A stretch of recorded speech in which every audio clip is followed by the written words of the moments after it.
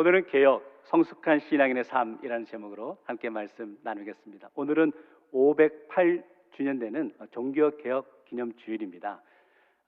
1517년 10월 31일에 마틴 루터가 자신이 사역하던 비텐베르그 성당 정문에다가 그동안 타락했던 중세 캐톨릭의 잘못된 모습들을 99개의 방문을 붙이게 되죠. 그 신앙의 모습을 통해서 붙이게 되는데, 그때 그 핵심은, 방방문의 핵심은 두 가지였는데요. 첫째는 교회가 성령 중심으로 세워져야 된다.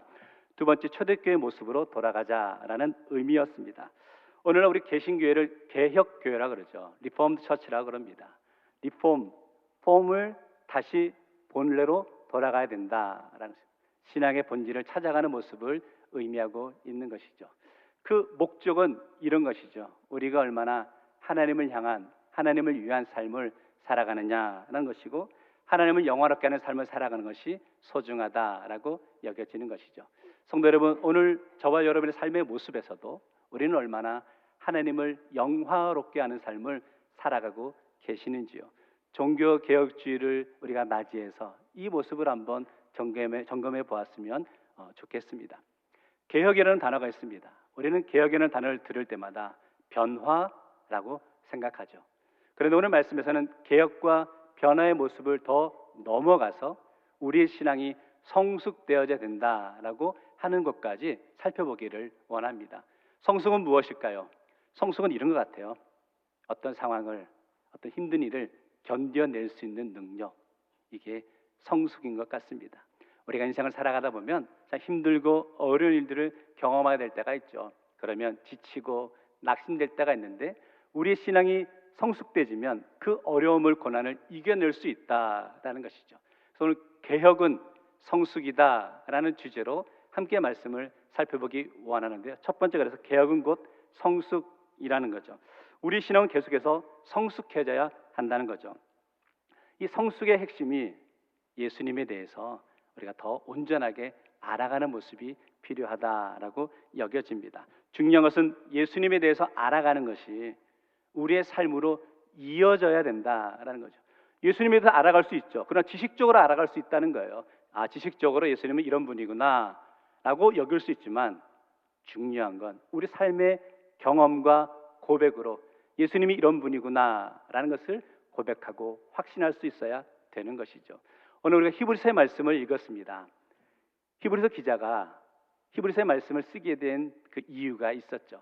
그 초대교회 당시에 유대인들 중에서 예수님의 복음을 듣게 되었고, 복음을 받아들이고 예수님이 나의 구원자이시구나 라는 것을 고백하게 되었다는 겁니다. 자, 그런데 예수님이 나의 구원자임을 고백하고 살아가는데, 그만 그 유대인들 가운데 이 유대 그리스도인들을 조롱하는 자들이 생겨난 거예요. 이렇게 조롱하는 거예요. 아니, 어디 믿을 사람이 없어서 십자가 달려 비참하게 죽은 그런 자를 따르고 있느냐라고 조롱하죠. 핍박하죠. 그러니까 이 유대 그리스도인들 가운데 고민이 되는 겁니다. 과연 내가 계속 신앙을 이어가야 되나? 고민과 갈등 가운데 다시 유대교로 돌아야 되겠다라고 갈등하고 있는 사람들에게 히브리서 기자는 말하는 거예요. 그렇지 않다. 우리가 구원받는 것은 예수 그리스도를 통해서만 구원받는 것이다 라는 것을 강조하기 위해서, 믿음이 흔들리지 않도록 강조하고 싶어서 쓴 책이 바로 히브리서의 말씀이죠. 그래서 히브리서의 말씀에는요, 처음부터 예수 그리스도가 어떤 분이신지에 대해서 설명하고 있는 것을 보게 됩니다. 예수님은 천사보다 위대하시다. 예수님은 선지자보다 위대하시다. 예수님은 모세보다 뛰어나시다 라고 하면서 예수님이 누구이신지에 대해서 알려주고 설명하고 있는 것을 보게 되는 것이죠. 그러면 생각해 볼 수 있어요.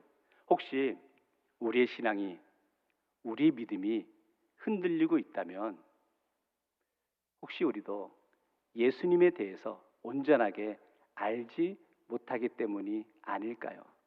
오늘 이 자리에 예배드리고 있는 10년 가운데 우리의 믿음이, 신앙이 흔들리는 분들이 계십니까? 그렇다면 예수가 어떤 분이신지에 대해서 분명하게 알아야 될 줄 믿습니다. 그것이 종교개혁주의를 보내면서, 지키면서 우리가 고백해야 될 모습이라는 거죠.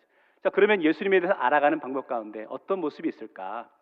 오늘 말씀 보니까요, 말씀을 통해 예수님이 어떤 분이신지에 대해서 알 수 있다라고 가르쳐주고 있는데요. 우리 11절 말씀 같이 한번 읽어보겠습니다. 11절 시작. 멜기세덱에 관하여는 우리가 할 말이 많으나 너희가 듣는 것이 둔함으로 설명하기 어려우나. 히브리서 기자가 유대 그리스도인들에게 성숙해지기 위해서는요, 듣는 게 중요하다는 거예요. 무엇을 듣는 것을 의미할까요? 말씀을 듣는 것이죠. 성도, 우리 신앙생활 가운데 주의 말씀을 듣고 말씀대로 따라가는 삶이 소중하다라고 여겨지는데, 말씀을 듣는데 우리가 열심을 잃어버린 경우가 있지는 않으신지요? 오늘 이 시간 종교개혁주의를 맞이하면서 주의 말씀을 듣는 자리로 나오는 열정을 회복하는 성도가 되기를 주의 이름으로 축원합니다. 사도행전 20장에 보면 사도 바울이 3차 전도 여행을 마치고 나서 예루살렘으로 향하고 있는데, 그 중에 방문한 곳이 드로아라는 곳에 방문하게 되죠. 그 드로아에서 우리가 잘 아는 유명한 에피소드가 등장하고 있습니다. 안식 후 첫날이었습니다. 결국 주일이죠. 그 주일 저녁이었던 것 같아요. 바울이 복음을 전하고 말씀을 전하고 있는데, 그만 유두고라는 청년이 3층 창문 난간에 있다가 졸다가 어떻게 되죠? 떨어져 죽게 되는 일이 벌어지게 됩니다. 또 이 상황을 이렇게 해석하시는 분들이 계십니다. 바울이 얼마나 설교를 졸리게 했으면 유두고가 졸다가 떨어졌을까? 그래서 목사님들은 설교를 졸리게 하면 안 돼 라고 적용하시는 분들이 계세요. 명심을 하겠습니다. 그러나 그런 의미는 아니겠죠. 생각해 보았으면 좋겠어요. 유두고와 초대교회 성도들이 주일날 모이긴 했는데 언제쯤 모였을까를 생각해 보는 거예요. 지금처럼, 요즘처럼 우리가 주일날 낮에 편하게 와서 예배를 드린 게 아니잖아요. 비록 그날이 주일이었지만 아마 그들의 일상은 그대로 지냈어야 될 겁니다. 하루 종일 각자의 삶의 자리에서 열심히 일했겠죠. 그리고 피곤했겠죠. 그러나 주님의 은혜를 사모하는 마음으로 말씀을 듣기 위해서 피곤한 몸을 이끌고 나왔다는 거야. 주의 복음을 듣기 위해 나온 그 모습이 귀하다라는. 그러니까 유두고가 바울의 설교를 듣다가 졸았다, 이게 핵심이 아니라 피곤하지만 주의 말씀을 듣기 위해 열심과 열정을 가지고 나온 그 모습을 보자는 거예요. 신앙인의 삶에서 열정을 간직하는 게 중요하죠. 주의 말씀을 듣는 자리에 열정을 간직하고 나오는 성도 되시기를 주의 이름으로 축원합니다. 바울도 마찬가지예요. 바울도 드로아에서 주의 말씀을, 복음을 전하면서 바울의 마음속에 이런 마음이 있었죠. 아, 이게 내가 이곳에는 이제 마지막이구나 라는 마음이 들었죠. 왜? 예루살렘에 가게 되면 다시는 이제 바울은 이곳에 올 수 없음을 그는 알았습니다. 그러니까 바울도 복음을 듣는 심령들에게 열정을 다해 복음을 전했다는 거죠. 성도 여러분, 복음을 듣는 성도들의 열정을 보게 됩니다. 복음을 전하는 바울의 열정을 보게 됩니다. 그 열정을 통하여서 주의 복음이 증거될 때 놀라운 기적이 일어나는 것을 보게 되는 거죠.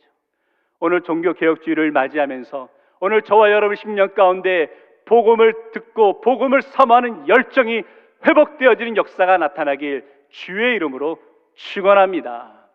유두고가 어떻게 됩니까? 죽었다가 다시 살아나죠. 얼마나 큰 은혜입니까?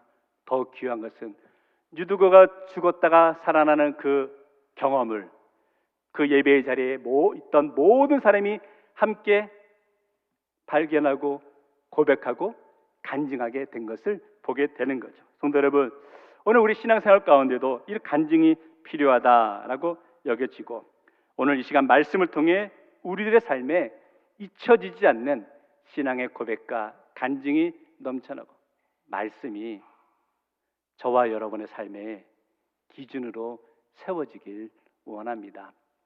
이렇게 적용해 보았으면 좋겠어요. 혹시 여러분 다른 사람을 비방하고 판단하고 조롱하고 계시지는 않으십니까? 그런데 주님의 말씀에는 뭐라고 이야기하고 있으신가요? 혹시 다른 사람을 시기하고 있는, 원망하고 있는 마음이 있지는 않으십니까? 그런데 혹시 주님의 말씀은 우리에게 뭐라고 가르쳐주고 계신가요? 주님께서 우리들의 삶의 모습에 원망하지 말라, 비판하지 말라라고 가르쳐주고 계시다면 그 말씀대로 따르는 것이 성도의 모습이라는 거죠. 오늘 우리의 신앙의 성숙을 이루어 가면서 다시금 말씀이 우리의 삶의 기준이 되기 원합니다. 그 말씀이 기준이 된다는 것은 우리가 그 말씀대로 살아가겠다는 거죠. 오늘 종교개혁주의를 맞이해서 그 말씀이 저와 여러분의 삶의 기준으로 세워지기를 주의 이름으로 축원합니다. 두 번째는요, 개혁의 핵심은 복음의 확신이죠. 우리 12절 말씀인데 우리 같이 한번 읽겠습니다. 시작. 때가 오래되었으므로 너희가 마땅히 선생이 되었을 터인데 너희가 다시 하나님의 말씀의 초보에 대하여 누구에게서 가르침을 받아야 할 처지이니 단단한 음식은 못 먹고 젖이나 먹어야 할 자가 되었도다. 말씀에 잘 보시면 이렇게 표현하고 있습니다. 때가 오래되었으므로 너희가 마땅히 선생이 되었을 터인데, 결론은 뭐냐면 그렇게 되지 않았다는 거죠. 성숙해져야 되는데 실제는 그렇지 않았다는 거죠. 성도 여러분 깨닫습니다. 성숙은 시간이 흐른다고 해결되는 게 아니라는 거죠. 오늘 말씀을 듣고 있던 히브리서에 나오는 유대 그리스도인들, 그들의 신앙의 연수가 짧은 게 아니었습니다. 어느 정도 신앙의 연수를 쌓아가고 있었죠. 그럼에도 불구하고 시간이 흘렀음에도 불구하고 여전히 그들이 젖병을 물어줘야 되는 그런 신앙의 삶을 살아가고 있었다는 거죠. 그러면 왜 이들의 신앙이 자라지 않았을까? 13절 말씀에 그 이유를 이렇게 설명하고 있는데요. 이는 젖을 먹는 자마다 어린아이니 의의 말씀을 경험하지 못한 자요. 의의 말씀을 경험하지 못했다. 의의 말씀, 결국 뭘까요? 복음이죠. 우리가 잘 아는 로마서 1장 17절 같이 한번 고백합니다. 시작. 복음에는 하나님의 의가 나타나서 믿음으로 믿음에 이르게 하나니 기록된 바 오직 의는 믿음으로 말미암아 살리람과 같으니라. 하나님의 의의 말씀, 복음이죠. 마틴 루터는 이것을 이신칭의 교리로 이렇게 설명하고 있는데요.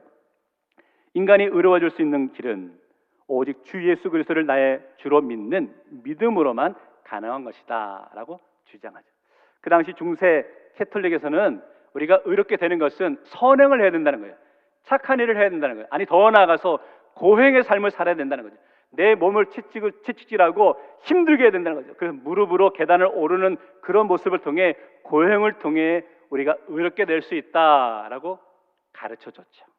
루터는 그게 아니라는 거죠. 우리가 의롭게 되는 것은 오직 예수 그리스도를 믿음으로 구원에 이르고 의롭게 됨을 가르쳐주고 있는 것을 보게 됩니다. 성도 여러분, 우리는 오직 예수 그리스도를 믿음으로 구원받은 줄 믿습니다. 이게 복음이라는 거예요. 성도 여러분, 말씀을 통해서 하나님과 인격적인 만남을 이루기를 원합니다. 저와 여러분의 삶이 새롭게 변화되길 원합니다. 인격적인 만남은 결국 뭐냐? 말씀이 우리의 삶에서 체험되어야 한다는 거죠. 체험될 때 열정적인 신앙의 삶을 살아가게 되는 것을 보게 되는 거죠. 오늘 그럴 때 우리의 신앙이 성숙되어지는 것이죠. 성숙한 성도가 변화의 삶을 살아가게 됩니다.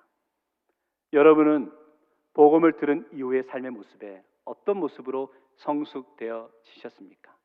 이전에는 절망과 낙심의 삶을 살았다면 이제는 예수 그리스도의 복음을 통해 주님이 나와 함께 하심을 믿기 때문에 담대함으로 나아가는 삶을 살아가야 될 줄 믿습니다. 이것이 진정 성숙한 성도의 모습이다라고 여겨지고요. 종교개혁주의는 바로 이거 고백하는 시간이에요. 두 번째, 그런 성숙의 모습을 나가기 위해서는요, 혼자 그 자리에 나아갈 수 없다는 거죠. 우리가 함께 신앙생활하면서 옆에 있는 분들에게 우리는 평가할 때가 있어요. 아니 좀 더 심하게 표현해 볼까요? 그들을 정죄합니다. 당신의 신앙은 왜 저래? 왜 그렇게 연약해? 왜 실수하는 거야?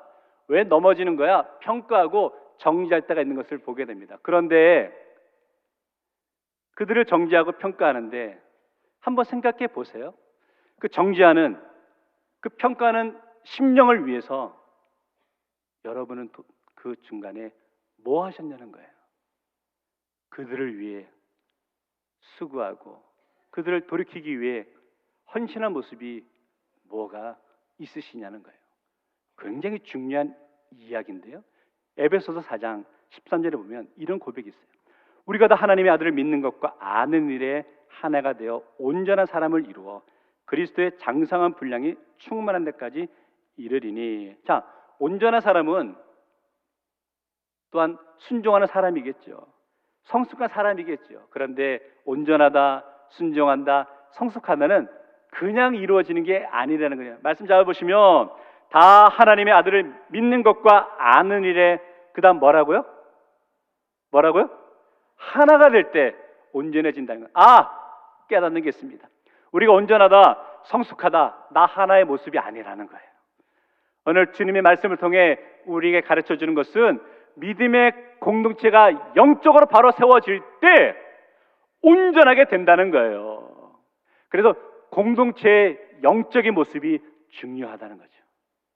우리 대구제일교회 영적인 모습이 온전해져서 하나님의 뜻을, 사명을 감당하는 믿음의 공동체로 세워지기를 주의 이름으로 축원합니다. 이거 흔들리면 안 되는 거예요. 말씀을 묵상하는 자리에도 함께 하셔야 되는 거예요. 기도의 자리에도 함께 나와서 기도하셔야 되는 거죠. 이렇게 예배의 자리에 함께 나와 예배드리는 이 모습이 중요하죠. 영적으로 바르게 세워지는 것이죠. 그런데 우리가 함께하는 자리가 혹시 다른 사람을 비방하고 헐뜯고 흠집을 내는 세상 것을 이야기하는 그런 모습에 함께하고 있지는 않으시냐는 거예요. 그러면 그 공동체는 영적으로 서서히 무너질 수밖에 없는 것이죠. 종교개혁주의를 맞이해서 우리 대구제일교회가 영적으로 회복되고 영적으로 든든히 세워지길 원합니다. 그 출발에 하나님의 말씀이 있죠.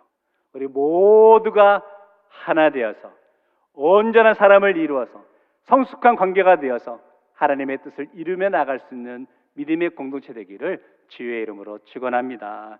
생각해봐요. 갓난아이가 태어났어요. 혼자 스스로 자라지 못해요. 갓난아이가 건강하게 잘 자라기 위해서는 늘 엄마가 보살펴 줘야죠. 울게 되면 젖병을 물려서, 젖을 물려서 주기도 하고 또 기저귀도 갈아주고 하면서 아이를 잘 키우는 게 필요합니다. 예전에는 제가 이렇게만 이야기해도 다들 아멘하고 은혜를 받았어요. 요즘은 이렇게 말하면 큰일 납니다. 육아를 엄마만 하라고 시켰다고 원망을 듣기 마련이죠. 요즘엔 육아는 엄마 플러스 누구랑 같이 합니까? 세대가 많이 지나셨네요. 엄마, 아빠가 같이 하는데 제가 최근에 또 보니까 그것만도 아니더라고. 엄마, 아빠, 또 할아버지, 할머니까지 더한 가정도 봤습니다. 엄마, 아빠, 할아버지, 할머니, 외할아버지, 외할머니 애 하나 키우는데 어른 6이 붙어가지고 키우더라고요. 그러고도 힘들다 그러더라고요. 함께 양육하는 게 귀하다는 거죠. 믿음의 공동체도 마찬가지예요. 우리 신앙생활 하다 보면 좀 믿음이 부족한 분들이 계시죠. 그럴 때 스스로 잘하라, 스스로 잘해라 이거 아니라는 거예요. 성도는 목회자와 성도 우리 모두가 함께 그 영혼이 믿음 안에 바로 세워질 수 있도록 힘쓰며 그들을 권면하고 사랑으로 이끌고 나가는 관계가 되어야 될 줄 믿습니다. 그것이 온전한 사람, 성숙한 사람으로 세워가는 방법이다라고 여겨지는 것이죠. 예수님께서 너희는 세상의 빛이다라고, 빛이 되라라고 말씀하시죠. 빛의 역할은 무엇입니까? 빛은 어둠을 밝히는 것이 빛의 역할이다라고 여겨지는데 우리는 어둠을 밝힌다는 생각할 때 이렇게 생각하는 거예요. 내 손에 손전등을 들었어. 후레시라이트를 들었어요? 어둠에 있는 심령이었어요? 후레시를 비추면서 당신이 왜 이렇게 어두워? 왜 이렇게 잘못하고 있어? 그냥 손전등을 비추면서 그들을 지적하며 빛을 비추는 삶을 살아가고 있지 않으시냐는 거예요. 그거 아니에요. 오늘 예수님께서 우리에게 빛의 사명을 맡기시면서 이렇게 권면하고 계신데, 마태복음 5장 16절 말씀은 같이 한번 읽어보겠습니다. 시작. 이같이 너희 빛이 사람 앞에 비치게 하여 그들로 너희 착한 행실을 보고 하늘에 계신 너희 아버지께 영광을 돌리게 하라. 빛이 어디냐면 너희 빛이라는 거예요. 예수님의 빛을 우리들이 비추며 나아갈 때 그 빛을 통해 어둠에 있는 심령들이 주님을 발견하고 주님을 깨닫게 된다라는 것이죠. 적용해 보았으면 좋겠습니다. 다른 사람의 실수, 다른 사람의 넘어짐, 연약한 모습이 보이죠. 그럴 때 우리의 손에 손전등을 들고 당신 왜 잘못하고 있어? 그렇게 후레쉬를 비추는 것이 아니라 오늘 우리들의 모습을 통해 예수의 빛을 통해 우리가 비추며 나아갈 때 그 영혼들이 우리 빛을 통해 주님의 위로와 주님의 사랑을 발견하게 되고 그들이 주님께로 돌아왔을 때 우리 믿음의 공동체가 하나 되어서 온전한 관계, 성숙한 관계를 이루게 될 줄 믿습니다. 종교개혁주일은 그거 고백하는 시간이라는 거죠. 우리 대구지역의 말씀이 회복됨으로 말미암아 성숙한 성도들을 통해서 어둠에 있는 심령들이 위로받고 소망을 얻어 서럽게 영적으로 새로워지며 하나님의 뜻을 이루며 나가는 믿음의 교회와 성도 되시기를 주의 이름으로 축원합니다. 말씀 정리하겠습니다. 결론적으로요, 개혁은 말씀을 아는 것이 아니라 말씀대로 사는 것이죠. 종교개혁 주일마다 부르는 찬양, 우리가 앞에서 불렀던 찬송가 585장이죠. 내 주는 강한 성이요 방패와 병기 되시니 큰 환난에서 우리를 구하여 내시리로다. 이것은 마틴 루터가 1529년에 지은 곡입니다. 이 찬송에 대한 여러 에피소드가 있는데 가장 유명한 에피소드를 하나 소개해 드리도록 하겠습니다. 95개 반박문을 붙인 마틴 루터에게 두려움이 있었어요. 정치적으로 또 종교적으로 많은 핍박과 위협이 있었죠.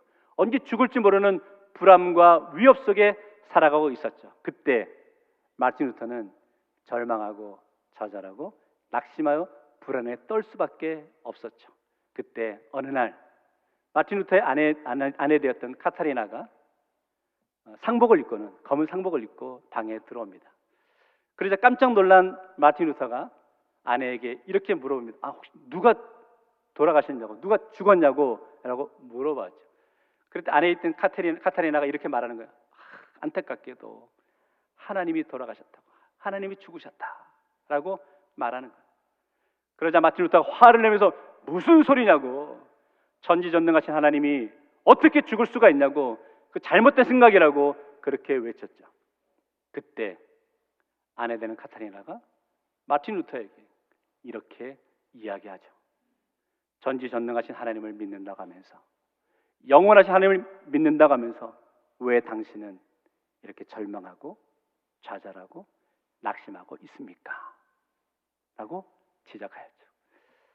이 이야기를 들은 마틴 루터가 충격을 받고 그때 쓴 그 시와 곡이 우리가 불렀던 585장 내 주는 강한 성이요라는 찬양이죠. 이 찬양은 종교개혁가들의 거의 국가 같은, 애국가 같은 그런 노래로 불려지게 되었습니다.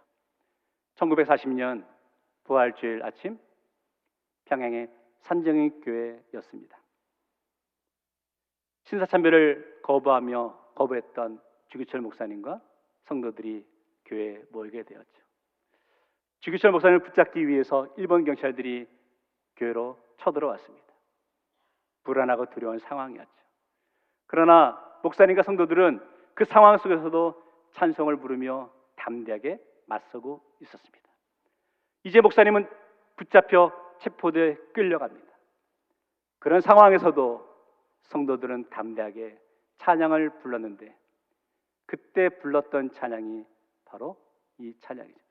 내 주는 강한 성이요 방패와 병기 되시니 큰 환난에서 우리를 구하여 내시리로다.